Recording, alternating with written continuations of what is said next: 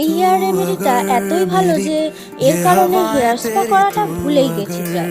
তো hello everyone, আমি Preeti. Welcome back to my mini blog day 30 of 60 days challenge chapter 2। আর সকালে উঠেই পুকু চলে এসেছিল আমার কাছে, আর আমি বাহাত দিয়ে ডান হাতে মেহেন্দি করেছিলাম, সেটাই ওকে দেখানোর চেষ্টা করছিলাম। তারপর নিজের কাজ সেরে এই রাইস হেয়ার প্যাকটা লাগিয়েছি।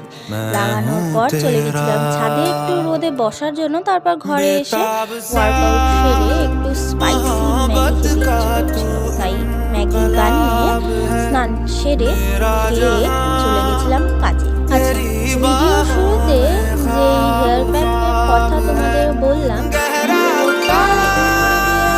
আর কিভাবে হেয়ার প্যাকটা বানাতে হয় সেটা যদি জানতে চাও তাহলে কমেন্টে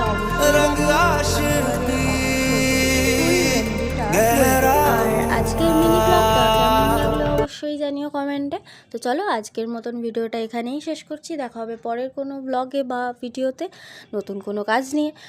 আর খুব শিগগিরই একটা নতুন কাজ নিয়ে আসছি, যেটা আমি কখনোই ট্রাই করিনি, প্রথম চেষ্টা করছি। তো চলো, টাটা।